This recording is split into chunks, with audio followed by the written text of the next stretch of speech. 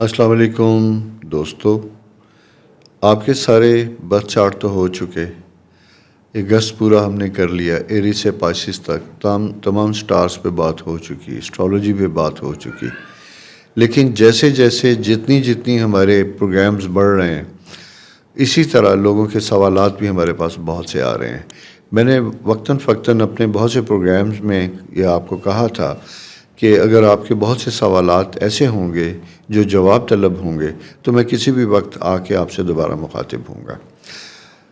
22-24 کروڑ پاکستانی، ویسے 22 ہیں لیکن ریسنٹلی جو ہماری مردم شماری کی رپورٹس آئی ہیں جو میں نے پڑھی، اس میں پتہ چلا کہ ہم 24 کروڑ سے زیادہ ہو چکے ہیں، اور تقریباً 24 کروڑ ہی سارے جو ہیں وہ اپنے کل کے بارے میں پریشان ہیں۔ انسرٹنٹی، بے یقینی کی کیفیت ہے جو بہت سالوں سے ہم پہ مسلط تھی۔ اور یہ دیکھیے گا کہ مایوسی ایک ایسی بیماری ہے، منزل کی سمجھ نہ آنا کتنی بڑی تکلیف ہے کہ ہم سب بھٹکتے ہوئے ایک ستارے کی طرح ہیں، اور اس کی وجہ سے ہم اپنے مستقبل پہ غور کرنے کی بجائے ہم اپنے آج میں الجھے ہوئے ہیں، اور کچھ اپنے آج سے مایوس ہو چکے ہیں، کچھ اپنے آج سے اس طرح فائدہ اٹھا رہے ہیں کہ جیسے بس اس ملک کے تمام وسائل انہی کے ہیں، باقی 24 کروڑ لوگوں کا کوئی حق نہیں ہے ان پہ۔ یہ بد نصیبی ہے ہماری، اور یہ سلسلہ کوئی آج کے دور میں نہیں ہے، بہت سالوں سے جاری ہوا، بہت سالوں سے چل رہا ہے، اور جس کا جہاں جتنا ہاتھ پڑا اس نے اپنے استطاعت کے مطابق اس ملک کو، جسے میں کہتا ہوں اچھے طریقے سے نہیں لیکن اس کا حق ادا کرنے کی کوشش نہیں کی، ٹھیک ہے نا۔ اور یہ بزنس مین سے لے کے سرکاری ملازمین تک ہے، جنہوں نے جو ٹیکس دے سکتے تھے انہوں نے ٹیکس نہیں دیے، جو ایمانداری سے کام کر سکتے تھے انہوں نے ایمانداری سے کام نہیں کیے، جنہوں نے سرکاری وسائل کو بے درغیز استعمال کیا، جو نہیں کرنا چاہیے تھا انہوں نے بھی استعمال کیے۔ یہ ساری چیزیں کسی ایک ڈسٹرکشن ہوتی ہے اسٹرالوجی کے پوائنٹ آف ویو سے، وہ ایسا نہیں ہوتا کہ کسی ایک دن اچانک کوئی آفات آتی ہیں اور وہ چیزیں تباہ ہو جاتی ہیں۔ موت کے ساتھ تو ایسا ہو سکتا ہے لیکن حالات کے ساتھ ایسا نہیں ہوتا۔ وہ بہترین کامیاب لوگ جو بہترین کامیابی کے ساتھ بڑے بڑے گروپس سڈنلی بینکرپٹ ہوتے ہیں، ان کی بینکرپسی کی ریزنز بھی ان کے پیچھے ہوتی ہیں، جس کے معاملات سالوں پہلے بننا شروع ہوتے ہیں۔ چونکہ میں اپنا سبجیکٹ جو اسٹرالوجی اور کارپوریٹ سیکٹر کے ساتھ بھی کرتا ہوں، تو میں بہت سے لوگوں کو بیفور ٹائم جسے کہتے ہیں بتا دیتا ہوں، انفارم کر دیتا ہوں کہ اگلا آنے والے چند سال اس طرح کے ہوں گے، اس میں آپ کا یہ پروفائل ہوگا، اس طرح کے ایکسپینس ہوں گے، اس طریقے سے آپ نے اپنے آپ کو مینیج بھی کرنا ہے، اور یہ خطرات بھی منڈلا رہے ہوں گے جس سے آپ نے بچنا ہے۔ وہ لوگ جو وقت کے ساتھ ساتھ چیزوں کو سمجھتے ہیں، استعمال کرتے ہیں، بھلے وقت برا ہو، بھلے وقت یعنی حادثات تقدیر میں لکھے ہوں، تقدیر میں لکھا ہوتا ضرور ہے، لیکن ہم پہلے سے جب باخبر ہوتے ہیں، محتاط ہوتے ہیں، تو اس کے برے مضر اثرات اتنے نہیں ہوتے جتنے ہو سکتے ہیں۔ بات تھی کہ پاکستان کی، کیا ہوگا اس ملک کا، کیا ہم یہاں رہیں یا چلے جائیں، کیا نظام بدلے گا؟ نظام تو بدلے گا نہیں، کیا حالات ہمارے بدلیں گے؟ تو حالات نظام کے تابع ہوتے ہیں۔ میں آج پیچھے چلتا ہوں اور آپ کو بتاتا ہوں کہ پاکستان کا برتھ چارٹ ہمیں کیا بتا رہا ہے۔ یہ بڑا اہم پروگرام ہے، سننے والا اور سمجھنے والا ہے۔ پاکستان کی آغاز تو بہت پرانا ہوا، لیکن اس کے بعد پھر مسلم لیگ بنی، مسلم لیگ کے ساتھ ساتھ پھر لوگوں کو اویئرنیس ہوئی، سب کچھ ہوا۔ لیکن میں ایک ڈاکومنٹ کے پوائنٹ آف ویو سے ڈیٹ آف برتھ جیسے آپ سے ہم پوچھتے ہیں اسی طرح میں لوں گا کہ جب یہ ساری موومنٹ کے بعد ڈیسائیڈ ہو گیا تقسیم پہ، تمام لیڈرز اور برٹش گورنمنٹ تیار ہو گئی، انہوں نے طے کر لیا کہ ہاں انڈیا کو تقسیم کر دیا جائے گا اور پاکستان کو الگ سے ایک ملک بنا دیا جائے گا۔ وہ دن تھا 3 جون 1947 جب لارڈ ماؤنٹ بیٹن کی میٹنگ ہوئی اور جس میں یہ تقسیم کا فارمولہ سارا طے ہو گیا، اور اسی کی روشنی میں پھر 14 اگست 1947 کو پاکستان مارچ وجود میں آیا۔ اچھا، یہاں ایک اور سوال اکثر لوگ مجھ سے کرتے ہیں، وہ کہتے ہیں کہ پاکستان اور انڈیا ایک دن کے فرق سے آزاد ہوئے، ہمارے حالات ایسے کیوں ہیں، انڈیا کے ایسے حالات کیوں نہیں ہیں؟ یہ بڑا اہم سوال ہے۔ اس کا جواب، انڈیا اصل میں متحدہ ہندوستان سب کانٹیننٹ اپنی جگہ پہ قائم تھا۔ جب آزاد ہوا پاکستان تو انڈیا اپنی جگہ سے نہیں بدلا، انڈیا وہی تھا جو سینکڑوں ہزاروں سال سے تھا۔ اس میں سے الگ ہو کے جو ٹوٹا وہ تھا پاکستان۔ یہ بالکل ایسا ہی ہے جیسے ہم کسی کی تاریخ پیدائش پوچھتے ہیں تو اس کی ماں کی تاریخ نہیں پوچھتے، اس بچے کی پوچھتے ہیں جو اس ماں سے پیدا ہوا، اس کے جسم سے جس دن وہ الگ ہوا اس دن اس کی ڈیسٹنی، اس کے اوپر اثرات، اس کی نصیب، اس دن سے وہ کاؤنٹ ہونے شروع ہوئے۔ تو میرا خیال ہے کہ آج آپ کو اپنے اس سوال کا بھی جواب مل چکا ہوگا کہ پاکستان کیوں فرق ہے، کیوں انڈیا کے ساتھ ہم اس کو اسٹرالوجیکلی ریلیٹ نہیں کر سکتے۔ ہاں، یہ اور بات ہے کہ آلموسٹ اس خطے میں جو مسلمان بھی ہیں وہ زیادہ تر کوئی باہر سے نہیں آئے، ان کی جو جینیٹک کوڈز ہیں، جو ان کی پرسنالٹیز ہیں، جو ان کے روٹس ہیں وہ یہیں کے ہیں، زیادہ تر کے یہیں کے ہیں۔ مذہب بدلنے سے جین چینج نہیں ہوتا، مذہب بدلنے سے آپ کی سوچ الگ ہو سکتی ہے، آپ کا مزاج الگ ہو سکتا ہے، لیکن آپ کے بیسک پرسنالٹی ٹریٹس چینج نہیں ہوتے۔ اسی لیے آپ یہ دیکھیں گے کہ تقریباً بہت سے ملتے جلتے حالات انڈیا اور پاکستان کے تقریباً ایک سے ہی ہیں۔ نقصان کی بات کرتے ہیں ایسا ہی ہے، عوام کے مزاج کی بات کرتے ہیں ایسا ہے، کرپشن کی بات کرتے ہیں تقریباً ایسا ہی ہے، لیکن صرف فرق کیا ہے اداروں کا۔ ان کے کچھ ادارے ایسے ہیں جو بہت مستحکم ہیں، ان کا رول اس طرح کا ہے جس کی وجہ سے ان کے نظام میں کنٹینیوٹی ہے۔ پہلے بھی تھا، آج بھی ہے۔ انڈیا میں بھی بہت بڑے بڑے کرپشن سکیم ہو رہے ہیں، پچھلے کچھ دنوں سے بھی سنے ہوں گے، مودی کے زمانے میں بھی آپ نے سنے ہوں گے، اس سے پہلے بھی تھے، یہ چلا آ رہا ہے کیونکہ وہ جیسا میں نے آپ سے کہا نا، لوگ تقریباً ایک سے ہی ہیں۔ لیکن فرق کس چیز کا آتا ہے کہ ان ساری چیزوں کو کنٹرول کرنے کے لیے ادارے کیسے ہوں۔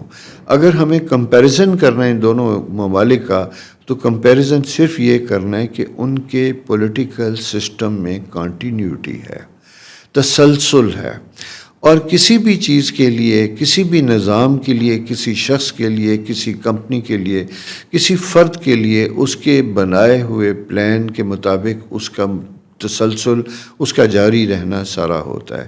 ان کے ہاں وہ کافی حد تک ہے، اور اگر کسی پولیٹیکل گورنمنٹ میں کوئی پرابلم آتی بھی ہے تو وہ اسے پولیٹیکل طریقے سے ریزالو کرنے کی کوشش کرتے ہیں۔ انڈیا میں بھی بہت انریسٹ ہے۔ آپ کیا سمجھتے ہیں کہ انڈیا کے حالات اچھے ہیں؟ نو، بالکل نہیں۔ انڈیا میں انسانی حقوق کی خلاف ورزیاں ہم سے زیادہ ہیں، انڈیا میں مسائل ہم سے زیادہ ہیں۔ انڈیا کی 7-8 ریاستوں میں آزادی کی تحریکیں سال ہر سال سے چل رہی ہیں، بم بلاسٹ ہو رہے ہیں، دھماکے ہو رہے ہیں، سارا کچھ ہو رہا ہے۔ چونکہ انڈیا بہت بڑا ہے وہ دکھائی نہیں دیتا، اور سب سے اہم کیا چیز کہ ان کی پالیسیز میں تسلسل ہے۔ آج سے بہت سال پہلے جب منموہن سنگھ نے انڈیا کو ٹیک اوور کیا تو اس وقت انڈیا کی پوزیشن بھی ایسی تھی جب وہ بینکرپٹ ہونے کے قریب تھا، جب ان کے اسٹیٹ بینک کے پاس بھی چند $100 ملین بچے تھے، $1 بلین بھی نہیں تھے۔ لیکن پھر ایک چینج آیا، شفٹ آئی، سارا کچھ ہوا، جس کے بعد ایک بہتر پالیسی کا تسلسل آیا۔ آج وہ پالیسی کا جو تسلسل ہے وہ انڈیا کو اکنامکلی کافی حد تک سٹیبل کیے ہوئے ہے۔ یہ ہے ان کا سسٹم، جس سے میں نے یہ ڈسکشن صرف اس لیے کی کہ کمپیریزن دونوں کا اگر ہم کرتے ہیں تو اس میں فرق کس چیز کا ہے؟ فرق ہے جسٹس سسٹم کا، عدالتی نظام کا۔ ان کے ججز انفلوئنس میں نہیں ہوتے کسی کے، انصاف کی بیس کے اوپر فیصلے کیے جاتے ہیں۔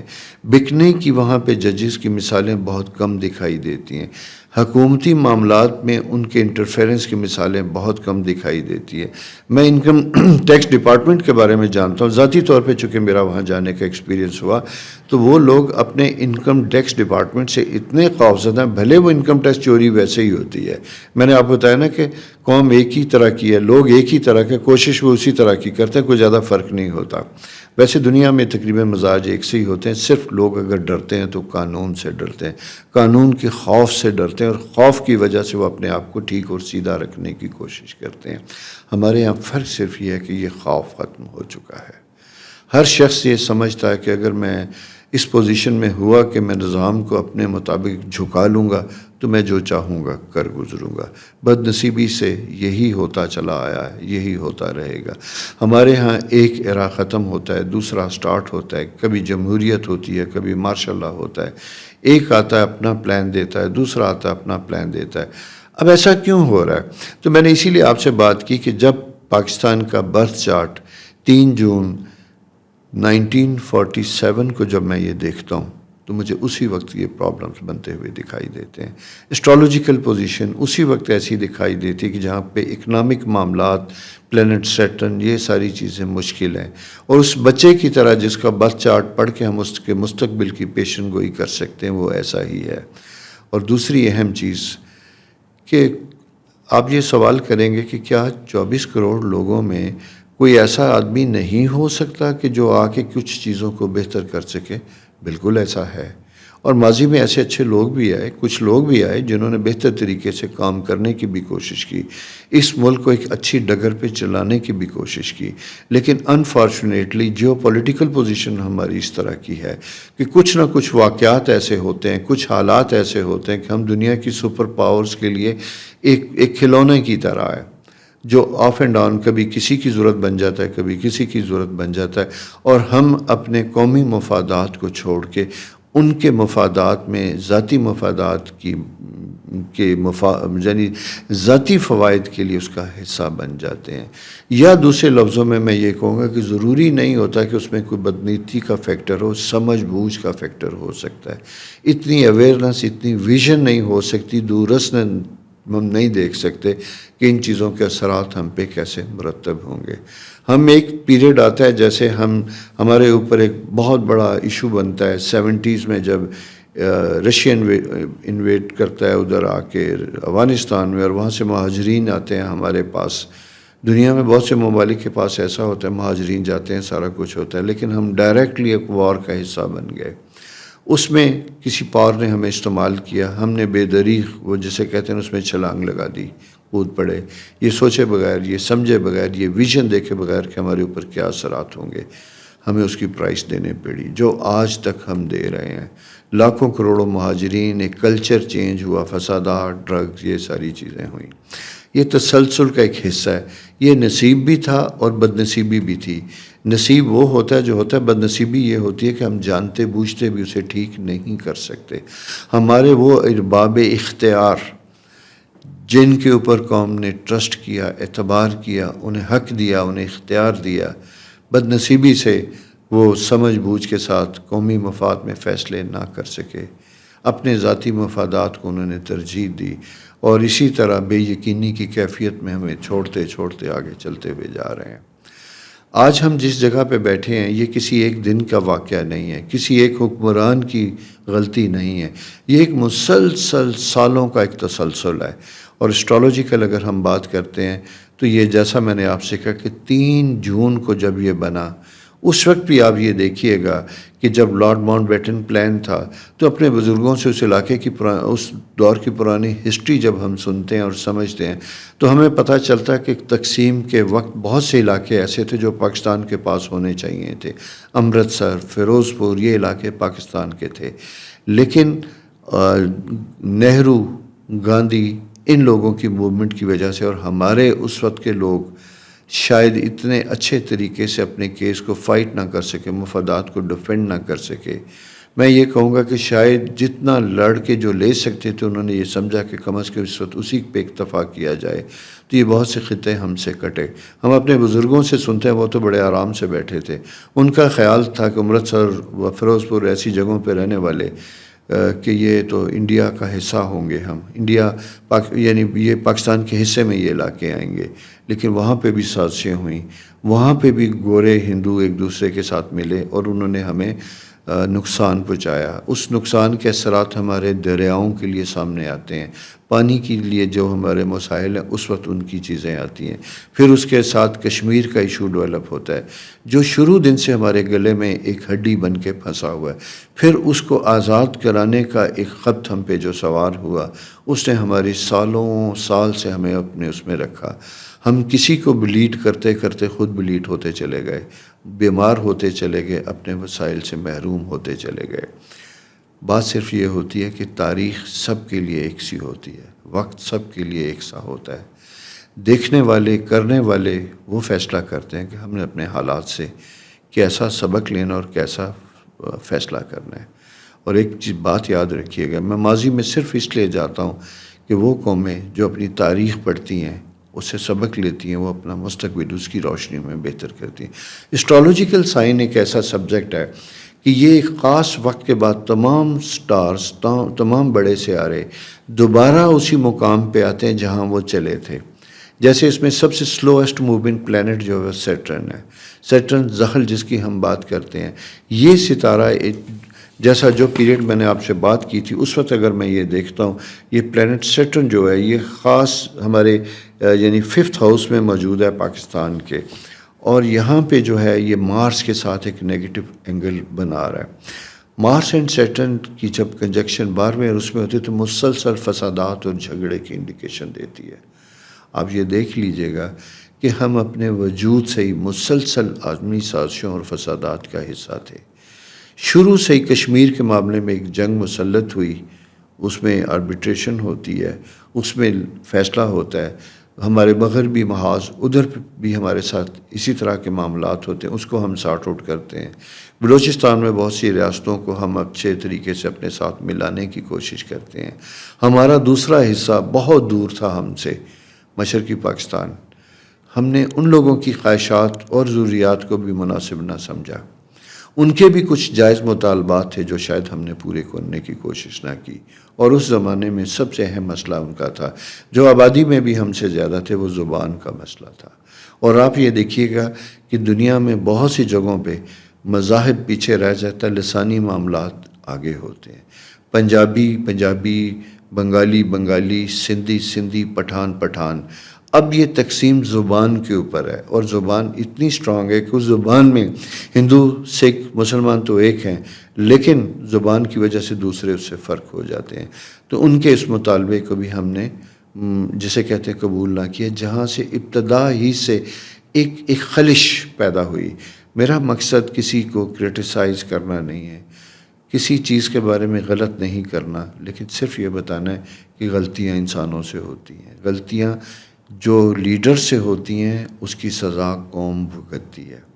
ایک فرد کی سزا وہ خود اور اس کی فیملی بھگتتی ہے، لیکن قومی لیڈروں کی جو غلطیاں ہوتی ہیں اس کی سزائیں قوم بھگتتی ہے، ملک بھگتتے ہیں.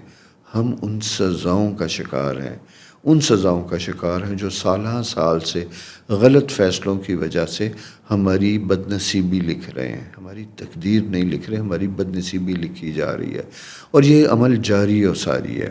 اور اس میں بہت سے ایکٹر اور بہت سے فیکٹر جو ہیں وہ شامل ہو جاتے ہیں.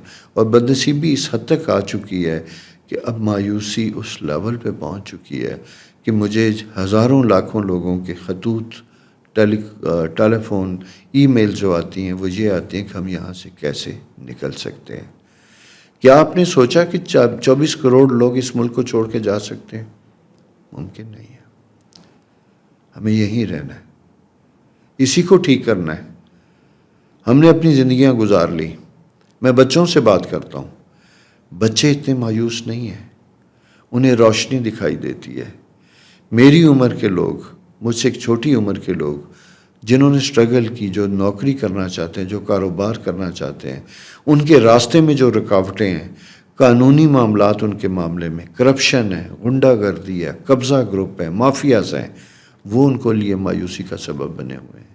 اور نہ چاہتے ہوئے بھی ہر شخص ایک خاص طاقت کے حصول میں مبتلا ہے، اور وہ یہ سیکیورٹی سمجھتا ہے کہ ریاست نے تو ہمیں تحفظ نہیں دینا، مجھے خود مضبوط ہونا ہے. اور خود مضبوط ہونے کے لیے وہ کرپشن، پیسہ، جائز ناجائز زمینوں کے کاروبار میں چیزوں میں مبتلا ہے، اور اس کے ذریعے وہ پار حاصل کرنا چاہتا ہے، جو کہ سامنے بھی ہے. ایک حد تک جب دولت آتی ہے تو اس کے ذریعے پھر آپ طاقت، پاور خرید بھی سکتے ہیں. یہ ایک ایسا سا مزاج بن چکا ہے جو گاؤں دیہات سے لے کے دور دراز تک میں لوگوں میں دیکھتا ہوں کہ کوئی مسئلہ نہیں ہے، کوئی مسئلہ نہیں. یعنی ہم کرپشن، چیزیں، ہر چیز کو جائز سمجھتے ہیں، مسکرا دیتے ہیں. آپ روز اس طرح کی چیزیں خبروں میں سنتے ہیں کہ یہ فلاں جگہ پہ فلاں لوگوں نے لوگوں کو مارا، چند لوگوں کے ساتھ زیادتی ہوئی، یہ سارا کچھ ہوا. وہ دکھائی دیتا ہے نا آپ کو، کس وجہ سے دکھائی دیتا ہے؟ پیسے کی دولت، پیسے کا نشہ. اس پیسے کی وجہ سے وہ قانون خرید سکیں گے، وکیل خرید سکیں گے، جج خرید سکیں گے، پولیس خرید سکیں گے، انصاف خرید سکیں گے، فورنزک لیبارٹریز خرید سکیں گے. یہ ایک دن کی کہانی نہیں ہے، یہ سالوں کی کہانی ہے، اور ہم سب اس میں دھستے جا رہے ہیں. اور یہ جو 76 برتھ ڈیز، ہماری جو 76ویں پاکستان بننے کی جو سالگرہ ہے یہ بھی ہمیں کوئی اچھا راستہ نہیں دکھا رہی ہے۔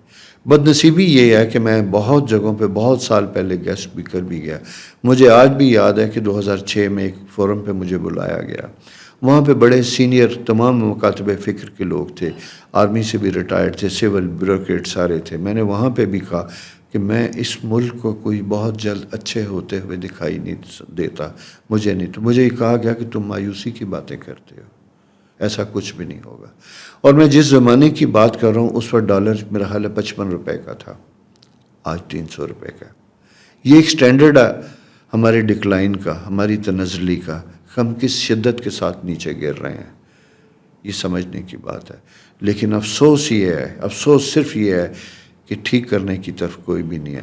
ہم نے جس کو بھی مسیحا سمجھا، ہم نے جس کے بھی راستے میں اپنے لیے پھول بچھائے، وہ جاتے ہوئے اپنی ذات میں ہی خرچ ہو گیا، اس قوم کے لیے کچھ نہیں کیا۔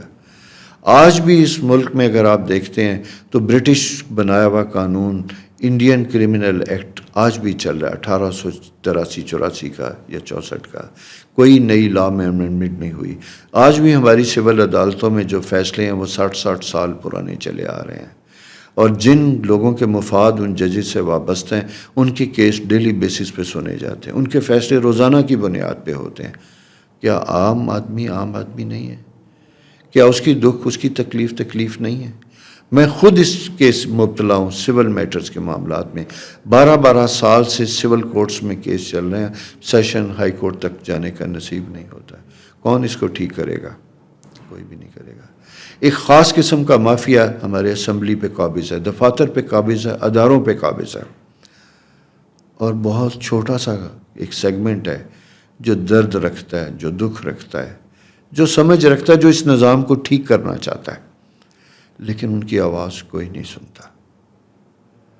وہ چیختے ہیں، وہ بولتے ہیں، وہ روتے ہیں، لیکن ان کی آواز ان بڑے بڑے محلوں تک نہیں پہنچ سکتی جو نظام بدلنے پہ اختیار رکھتے ہیں۔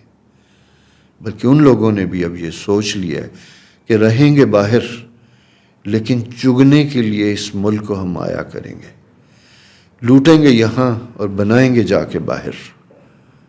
ہم یہ کرتے چلے جا رہے ہیں، اور اسی لیے ہمارا ہر نوجوان جو ذہین ہے، جو کسی قابل ہے، مزدور ہے، وہ باہر بھاگتا ہے۔ آپ نے دیکھا پچھلے دنوں کتنی کشتیاں ڈوبی، کتنے پاکستانی ڈوبے، کوئی یونان میں ڈوب رہا ہے، کوئی کسی جگہ ڈوب رہا ہے، اپنے ماں باپ نوجوان بچوں کو پیسے دے کے بھجوا رہے ہیں باہر۔ کون سا ملک اور ہے اس طرح کا؟ کوئی کیوں یہاں سے نکلتا ہے اپنی جان کو رسک لے کے؟ مجھے پتہ ہے کہ میں نہیں پہنچ سکوں گا، راستے کی صعوبتیں بھی انہیں پتہ ہے، لیکن اسے دکھائی نہیں دیتا۔ تو میں پھر یہ بتاتا چلوں، 3 جون یہ ہمارے ستاروں میں انڈیکیشن تھی، 14 اگست ہمارے ذائچے میں انڈیکیشن تھی کہ ہم ایک خاص وقت تک ایک بد انتظامی کا شکار رہیں گے، افراتفری اور مفاد پرستی کا شکار رہیں گے، نظام کو ٹوٹ پھوٹ کی طرف جاتے ہوئے دیکھیں گے۔ ابھی بھی میں نے یہ بتایا کہ کل 9 اگست کو جو اسمبلی ختم ہوتی ہے اس کا آگے انجام کیا ہوگا میں آپ کو پھر بتاتا چلوں گا۔ میں آپ کو مایوس نہیں کر رہا، میں یہاں کسی فرد کی بات نہیں کرتا، میں کسی پارٹی کی بات نہیں کرتا، میرا کسی پولیٹیکل سسٹم کے ساتھ کوئی تعلق نہیں ہے، نہ کسی ادارے سے دشمنی ہے، نہ کسی ادارے سے محبت ہے۔ میں صرف یہ کہتا ہوں کہ سب کبھی اکیلے بیٹھو، اپنے گریبان میں جھانکو۔ کب تک ایسا چلے گا؟ کب تک ایسا چلے گا؟ یہ ملک ختم ہو جائے گا، پھر کہاں جاؤ گے؟ پھر کس کو لوٹو گے؟ ہمیشہ تو ایک وقت نہیں رہتا۔ بڑی بڑی سلطنت، بڑی بڑی سویلائزیشن، بڑی بڑی قومیں غرق ہو گئیں، کیا آپ لوگ غرق نہیں ہوں گے؟ ہوتے ہیں۔ ابھی بھی میں کچھ لوگوں کو جانتا ہوں جو ایک وقت میں جسے کہتے ہیں نا کہ قادر مطلق بنے ہوئے تھے کہ ہم خدا نخواستہ یہاں کے ایک خدا بن چکے ہیں، جو لفظ منہ سے نکالیں گے وہ کریں گے۔ ان کو روتے بلکتے دیکھا کہ کاش میں اپنی زندگی کے آخری لمحات اس ملک میں جا سکتا، گزار سکتا، رہ سکتا۔ وقت نے انہیں اجازت نہیں دی۔ ہمارے سامنے تاریخ بھری پڑی ہے ایسے لوگوں کی جنہوں نے اس ملک کے ساتھ بددیانتی کی، فراڈ کیے، وہ ایک تکلیف میں مبتلا ہوئے، لیکن ہوس ایک ایسی چیز ہے جو بس میں نہیں ہے کسی کے. اور وہ میں اکثر ایک حدیث پڑھتا ہوں، حضور صلی اللہ علیہ وسلم نے فرمایا تھا کہ پیسہ اور اولاد میری قوم کی دو سب سے بڑی کمزوریاں ہوں گی، مسلمانوں کی کمزوریاں ہوں گی. دنیا کے باقی خطوں کے مسلمانوں میں تو میں شاید ایسی کمزوری نہیں دیکھتا، لیکن بدنصیبی سے اس ملک کے مسلمانوں میں بہت کمزوری دیکھتا ہوں. مرنے کی بات کرتے ہیں، میں سمجھتا ہوں کہ کل ایک جنازے میں شریک تھا اور مولانا لائف آفٹر ڈیتھ، موت کی بات کر رہے تھے، لیسن دے رہے تھے. لوگ سر بڑے مزے سے پڑھ رہے، ہاں موت تو حقیقی ہے، لیکن کسی کو موت کے بعد زندگی پہ یقین نہیں ہے. میں صرف ایک بات آپ سے کہوں، اگر ہمارے مسلمانوں کو یہ یقین ہونا دل سے کہ واقعی ہم موت پائیں گے اور یہ سب کچھ ساتھ نہیں لے کے جائیں گے اور آگے جواب دینے ہوں گے، تو شاید حالات بہتر ہوتے. ایسا نہیں ہے. اس کے اوپر بھی کبھی میں بات کروں گا کہ ہمارا بلیف سسٹم کیا ہے، کیونکہ سالہ سال سے ہم جس چیز کو میں دیکھ رہا ہوں، جس نظام کو دیکھ رہا ہوں، اس میں بہت سے خلا ہیں، میری ذات سمیت. میں بھی غلطیاں کرتا تھا، میں بھی کبھی کبھی اپنے کاموں کو فاسٹ کرنے کے لیے فاسٹ ٹریک استعمال کرتا تھا، کیونکہ میں اس نظام کا حصہ تھا، لیکن پھر ہٹ گیا. لیکن اس کا نقصان کیا ہوا کہ میں ایک سسٹم سے آؤٹ ہو گیا. سسٹم میں رہنے کے لیے آپ کو اس نظام کا حصہ بننا پڑتا ہے، اس کے بغیر آپ آگے نہیں چل سکتے. اور جنہوں نے چلنے کی کوشش کی وہ ناکام ہو گئے. ایسے ہی نہیں، اس ملک سے بہت سے انڈسٹریلسٹ، بہت سے ڈیولپر، بہت سے ایسے لوگ ملک چھوڑ کے چلے گئے، کیونکہ وہ یہاں چل نہیں سکتے. ہم چلنے نہیں دیتے، ہم راستے کی رکاوٹ ہیں. ہر وہ صاف کھرا آدمی جو آ کے کچھ کرنے کی کوشش کرتا ہے، ہم اسے پنپنے نہیں دیتے، اس کے سر پہ پاؤں رکھتے ہیں، اسے کچلنا چاہتے ہیں. ہم بہت ظالم ہیں، ہم بہت ظالم ہیں، اور افسوس ہمیں اپنے ظالم ہونے کا بھی احساس نہیں ہے.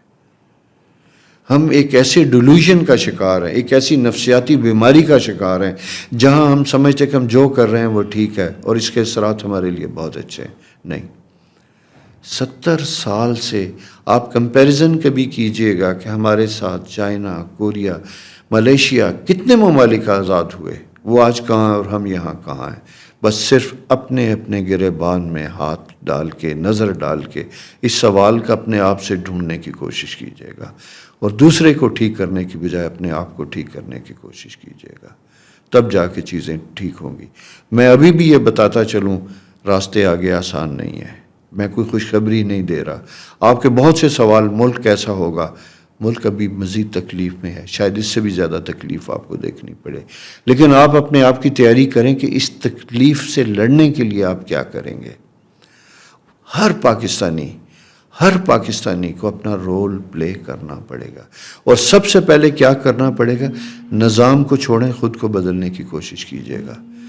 دودھ والے کو دودھ میں پانی نہیں ڈالنا ہوگا، دوا والے کو دوا جعلی نہیں دینی ہوگی، ٹیچر کو اپنی ڈیوٹی اچھے طریقے سے دینی ہوگی. یہ نہیں کرنا ہوگا کہ اسکول میں تو آپ فارملی آ رہے ہیں لیکن گھر میں پھر آپ ٹیوشن کے لیے بلا لیے جائیں.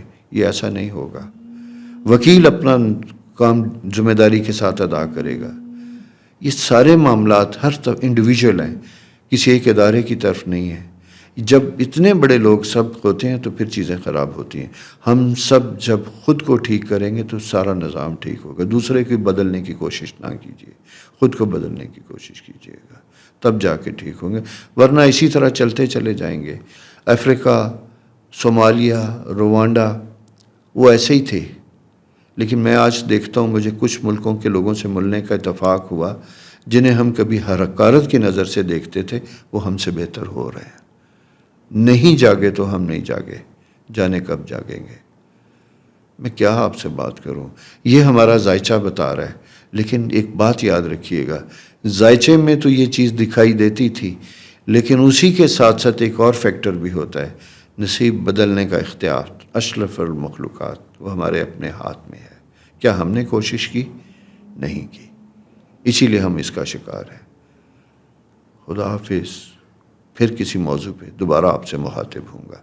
پاکستان کا 76 برتھ ڈے کوئی اچھی خبریں نہیں لا رہا.